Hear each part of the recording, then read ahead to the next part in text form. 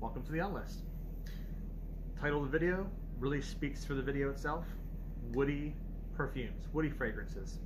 Not just any woody fragrances, but my favorites, at least as of June 2025, right? Things could change next year. I could add new ones, take away old ones. Before I get into that, though, let me just touch upon the fact that you've been enjoying or being beleaguered by 3 full-length videos from me a week. I tried to go back to the old format of when I did 3 full-length videos before I did any 60-second reviews, before I did any 3-minute shorts. And I realized that because my videos are so much longer now than they were back then, they were 18, 20 minutes a piece when I was doing 3 of them, that I just can't maintain the creative energy for that many long videos. Because then let's say I do a 30-minute video, don't like the take, they're unedited, so then I have to scrap that and start all over again. So I can waste upwards of an hour and a half until I get a full video that's to my liking, and let's not do that. So this little grand experiment of you guys getting 3 full-length videos a week like I used to do way back in season 1 when they were shorter, this is going to be the last of those.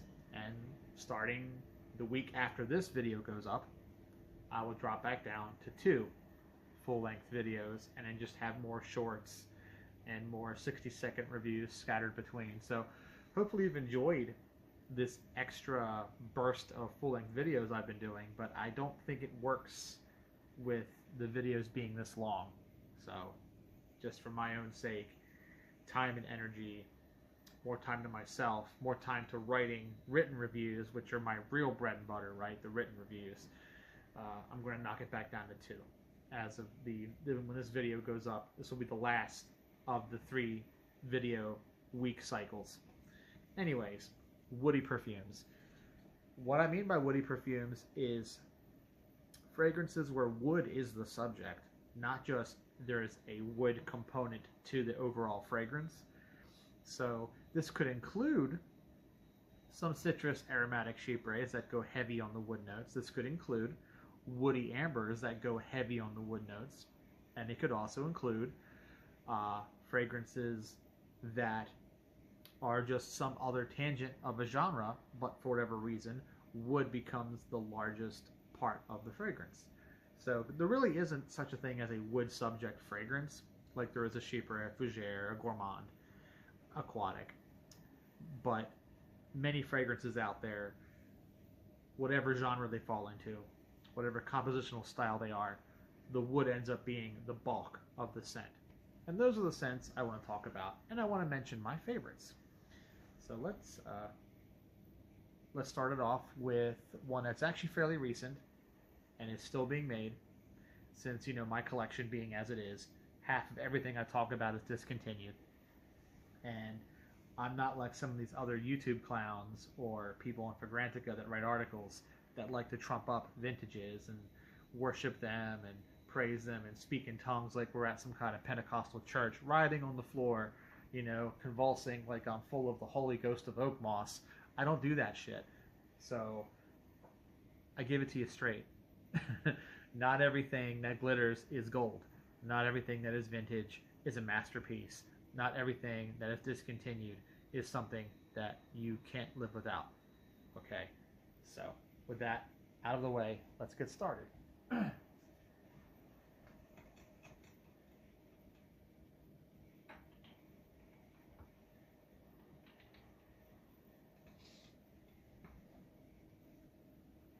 Yes, Bath & Body Works. You knew I was going to bring out a Bath & Body Works fragrance. They're kind of like honestly, Bath & Body Works is really becoming the Avon of millennials and Gen Z. Since, unless you're an older millennial like myself, borderline Gen X, most millennials born in the latter half of the 80s or in the 90s didn't really get Avon like Gen X people did, because by the 90s, shopping malls were everywhere. Cheap perfume was more easily had going to a store than ordering it through a catalog.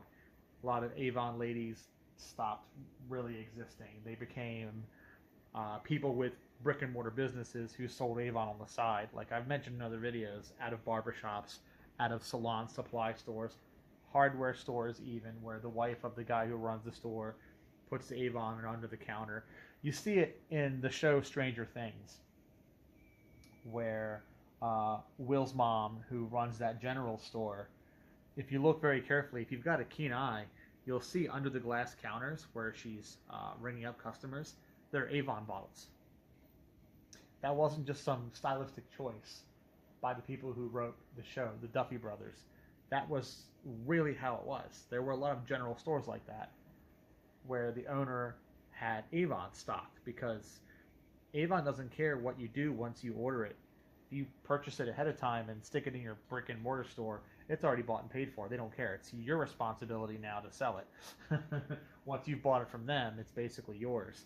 So, anyhow, Bath & Body Works has really kind of replaced them, because they're in a lot of shopping malls. They're in a lot of strip malls, shopping centers that are outdoors, as well as indoor shopping malls.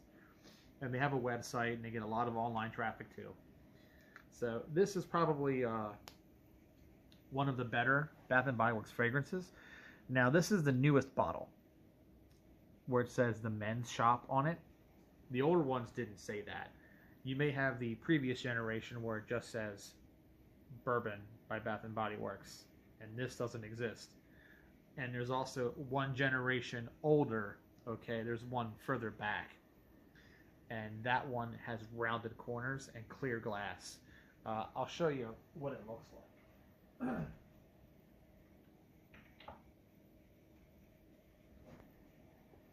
Like when this fragrance Bourbon first hit shelves, it looked like this. It had curved bottom like this, and the juice was red.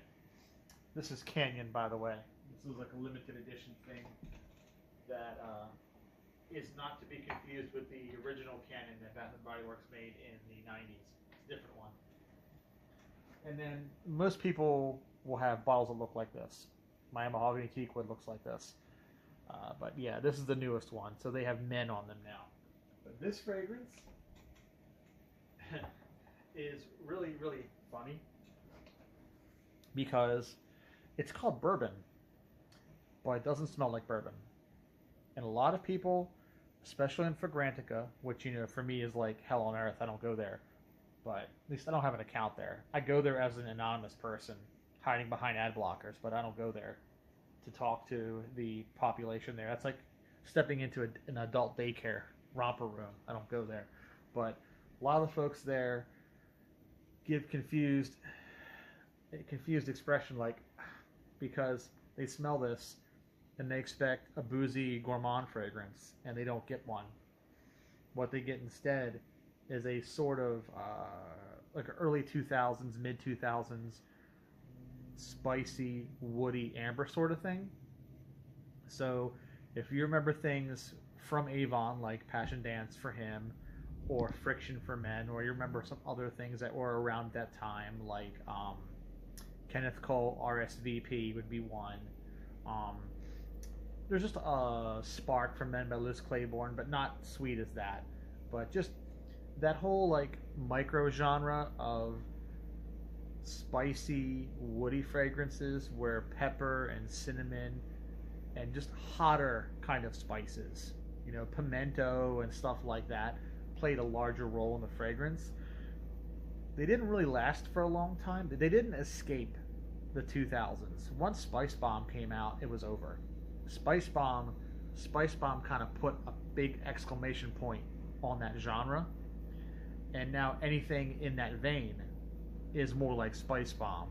But all the predecessors, okay, all the things leading up to Spice Bomb, smell like this, which is kind of funny because this is a 2017 fragrance.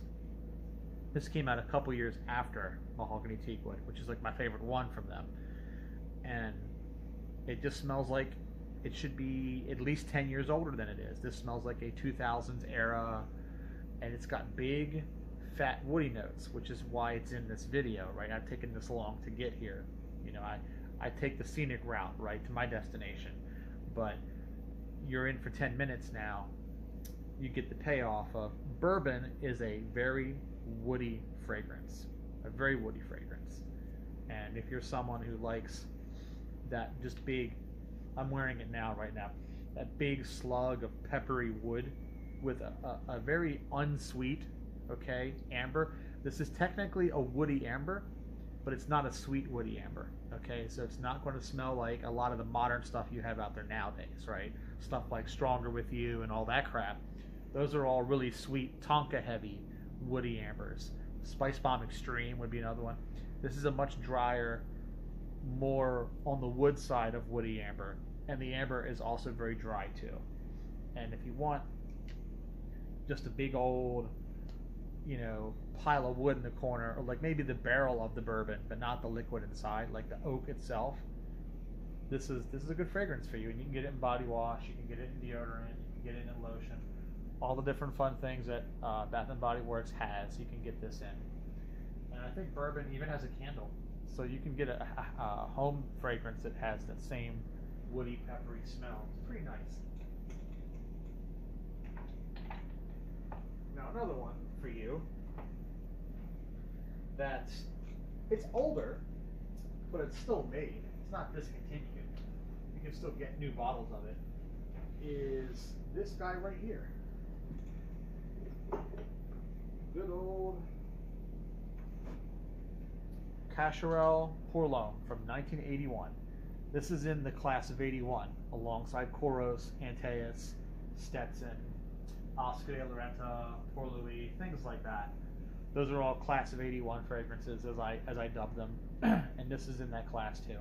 This is a big outlier though, because most fragrances from this era were very musky. We were moving into that period where things were getting very musky, sort of animalic, leathery, civety, etc., etc.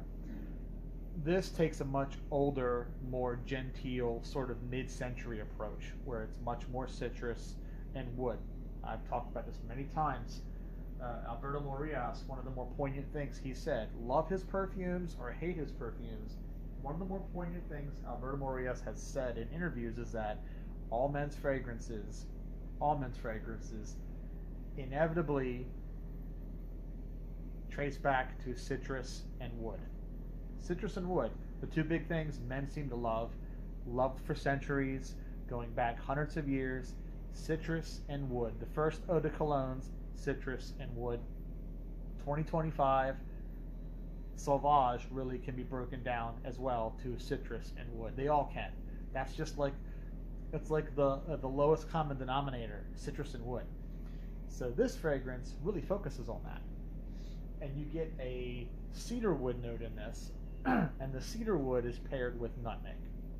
But it's not a sweet pumpkin pie type nutmeg. Like Bijan has a very musky, funky, sweet nutmeg, and I don't like that very much. That's why I don't like Bijan. You know, it feels more like culinary nutmeg, right?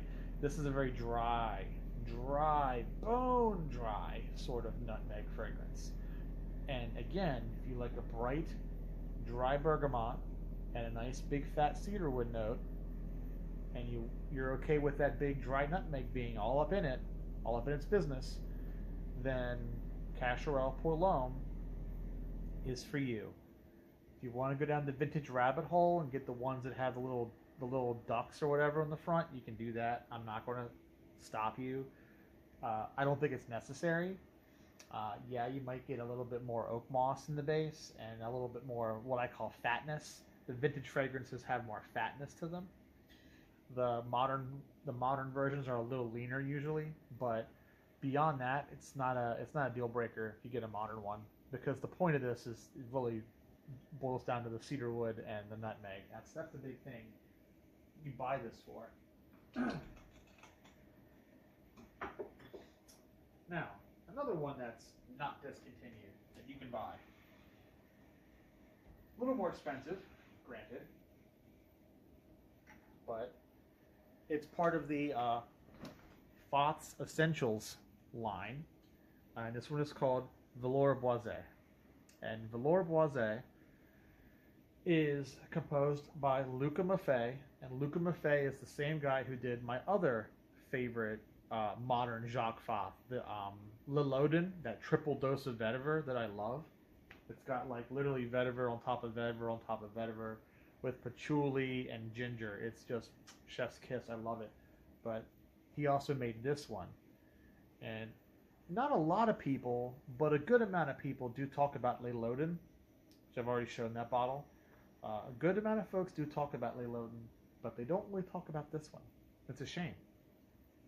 And you can give Jacques Fath like $180 for this retail if you want to. It sells in that niche territory or that higher end designer territory. But you can also get it discounted. The only problem is if you buy these from Fragrance Net or any discounter, you're probably going to get what's called a factory seconds or an oopsie, and I'll show you. So see how the atomizer is on there crooked? And because it's on there crooked, it means the cap sits crooked. I don't care. It's still sealed. It's not leaking. Okay, it's not going to evaporate on you. But if you're someone who wants your photo perfect bottles that look good for Instagram, look good for TikTok, you're not going to want the discounted ones, which honestly, these are a steal. Okay? Fragrance Net has these for like $25, $30, which is like ridiculous discount compared to what they sell for at retail. Like retail, you're talking almost 200 clams after tax. So you're taking that basically and saying 1/10. You're just taking a zero and ripping a zero off. So it's the exact opposite of what scalpers do. Scalpers take your cheap vintages and add a zero. This $20 fragrance is now $200. Fuck you, right? Fuck you, pay me. But this is that in reverse. This is $200 niche fragrance. Nope, it's $20. You just got to be okay with a crooked cap. What makes this such a good woody fragrance, before I get too far into a tangent, what makes this so good is this does have that nice whiskey bourbon note that, ironically, the Bath & Body Works I was telling you about is missing. So if you want a true boozy, woody fragrance, this one is actually the one you want.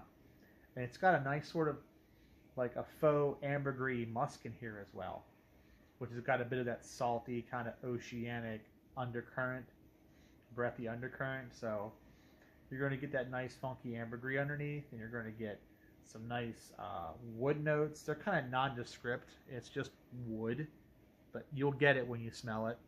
Some spices in here, some patchouli, a nice kind of rounded patchouli. And then, of course, those that kind of like boozy sort of bourbon whiskey kind of feeling.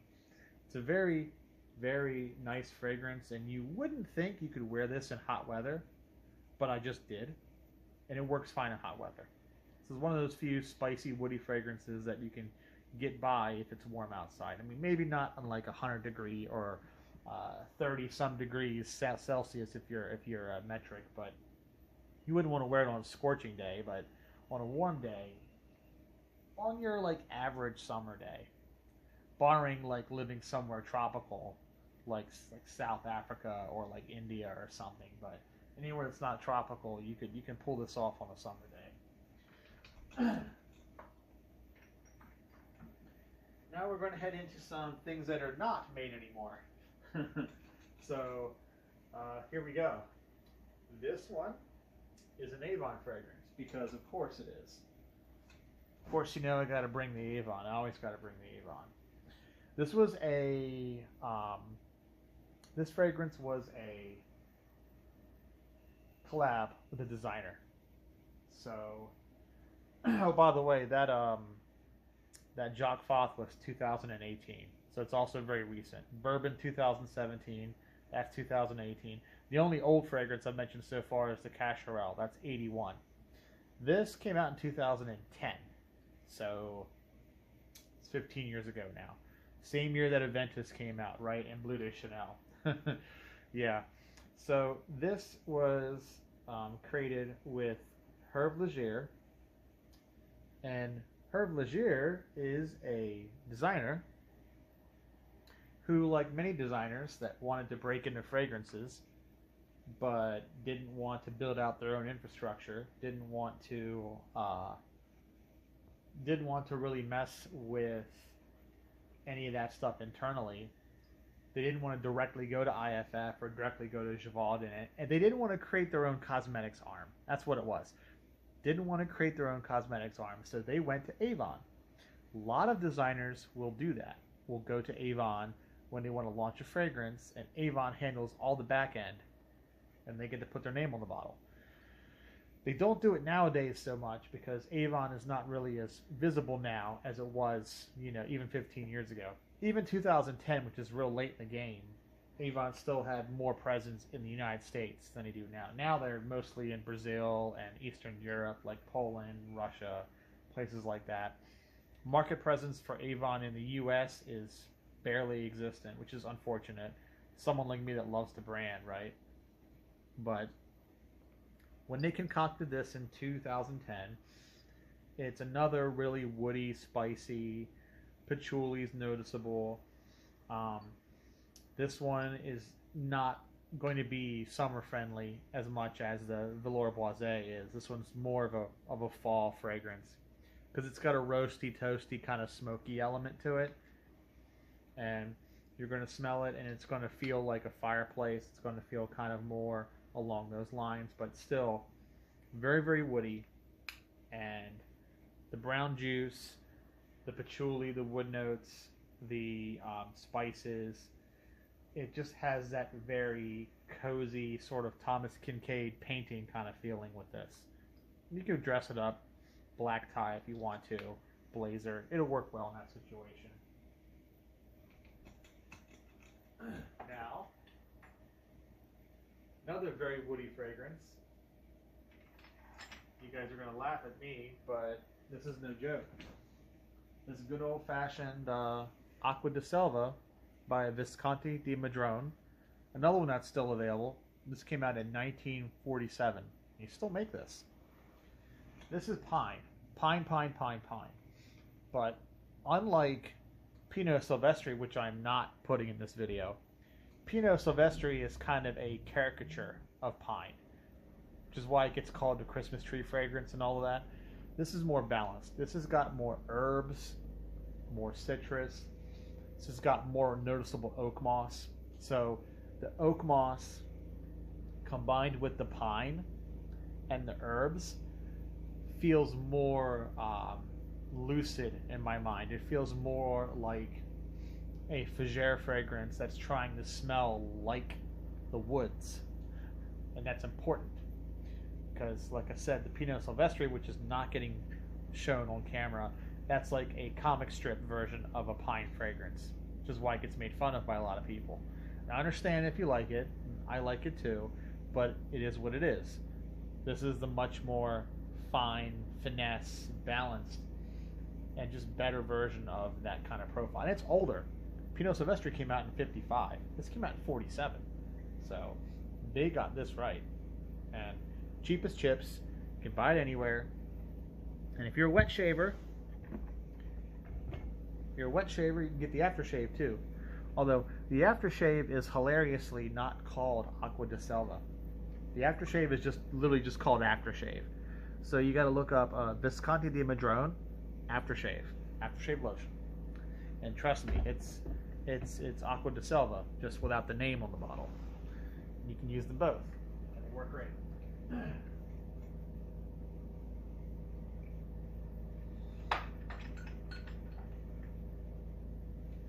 Another really nice woody fragrance that I could recommend. This one's going to be discontinued, unfortunately, but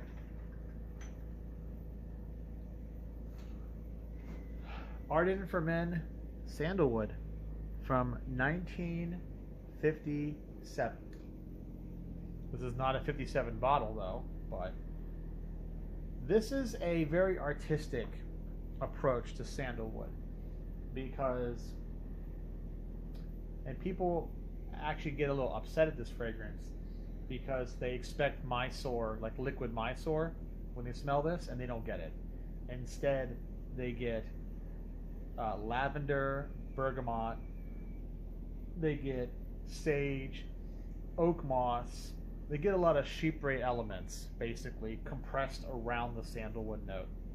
You can still clearly detect a very heavy woody impression with this fragrance. This is clearly a wood fragrance. Is it photorealistic sandalwood? No. Is it going to smell like Tamdao? No. Is it going to smell like Samsara? A little bit. But just for woody, without specifically sandalwood, just for woody, this is about as bone dry, woody as it gets.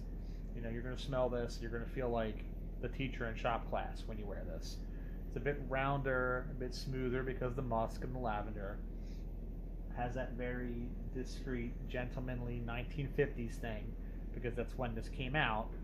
And yeah, it very good fragrance. Probably a little hard to find now, probably a little expensive now. It's one of the ones that, like I said, you're probably not going to go down the rabbit hole for this unless you're someone who's willing to spend money on stuff like this that's discontinued. But it's nice. I think it's nice. And I wanted to mention at least a couple things that are, you know, older and not necessarily easy to get. Not everything is going to be 1, 2, 3, you know, fragrance recommendation. Something's going to be a little more, I guess you could say, advanced, a little more in the weeds, if you will. So now, another one that I recommend if you're really, really into woody fragrances. This was another discontinued fragrance. But this one is discontinued, but still somewhat relatively easy to get. I don't want to say it's super easy. I haven't priced these in a while. I don't know what they're going for. When I bought them, they were $50 a pop. They're probably more than that now. They're probably, I don't know if they're cracking $100 yet. Maybe they are. But there's different generations of bottle too. But Gianfranco Ferre for Man, 1986. Very woody fragrance. This one is a bit of a combination. It's cedarwood and sandalwood together. So it's not just cedarwood, it's cedarwood and sandalwood. And I also get some pine in here as well. So this is kind of like a three-way gangbang of wood notes. Like Lilodin is the three-way gangbang of vetiver. This is like the three-way gangbang of wood notes. And it's got a very sour bergamot up top. It's got a little bit of musk. It's got a little bit of labdanum. It's got that chypre vibe. This is kind of really like a classic citrus aromatic chypre, but just triple dose with wood. So take something like Moustache, take something like YSL Pour-Homme, take something like Monsieur de Givenchy, take one of those and just stuff a whole bunch of wood in there. Right? Take your classic citrus aromatic, take the citrus and wood and make it not citrus and wood, but wood and citrus. There you go. Wood and citrus. That's kind of what this is. And it's a kissing cousin to Ettore Bugatti. So if you're a fan of the Bugatti fragrance, which is also more rare than this and more expensive when you find it, if you're a fan of the Ettore Bugatti, this is like a kissing cousin to it, actually. They're very similar to one another. Ettore Bugatti goes a little more with sandalwood than this does. Like the original Gucci from '76 for men, Gucci Pour-Homme, and then this, and Ettore Bugatti's kind of in the middle of them. That's how I would describe the two. It's like there's a slider, and you're going to put Gucci Pour-Homme by Henry Robert on one end, and then Gianfranco Ferre for men on the other end. You can put Ettore Bugatti kind of in the middle, but I prefer this one. So I discovered this one first. I smelled Ettore Bugatti later. I know there's a lot of love for Ettore Bugatti, especially on base notes. A lot of love for it there. But I just think this is a little more for me than that is. And again, this is a wood fragrance video. So you want wood, you're going to get wood with this. Absolutely going to get wood.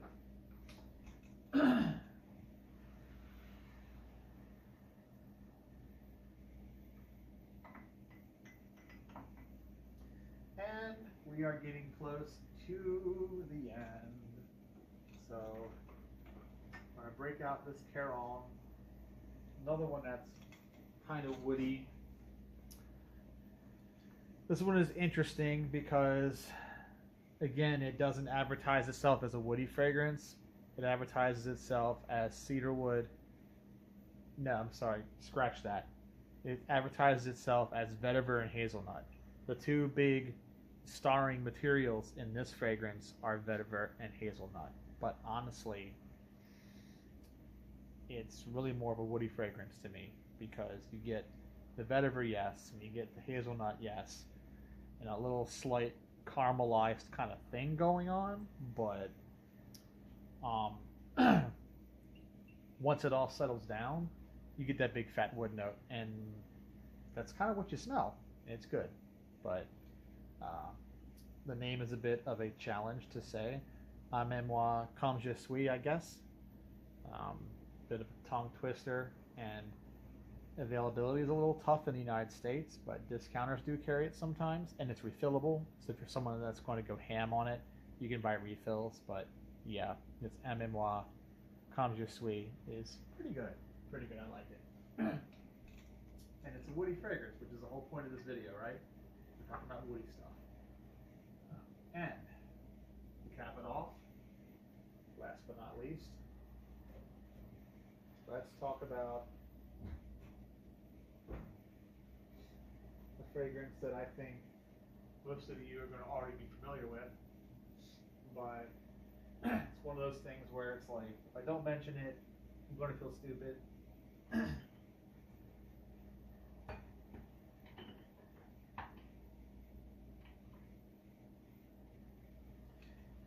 It is the classic Terre de Hermes. So this was going to have a lot of vetiver. It was going to have grapefruit. It's going to have those funky, sort of dirty, earthy, metallic, mineralic elements. But lest we forget, once the Jean-Claude Elena fireworks settle down, what you're left with, it's a pretty big cedarwood patchouli, right? Very transparent, ethereal sort of cedarwood patchouli, not as big boned as some of the other things I've mentioned so far in this video. It's a little more crystal light, if you will, like the crystal light of cedarwood and patchouli. But it's kind of the star of the show with this. And if that's what you want, then this is for you. And this is sold absolutely everywhere. So you don't have to worry about finding this. Not necessarily discontinued. God, I hope it never. That would be a sad day right there. This gets pulled from the market. But there you have it. There's my woody fragrances video, and you name some of your favorite woody fragrances in the description, the comments below, and I'll tell you what I think of them. Catch you later.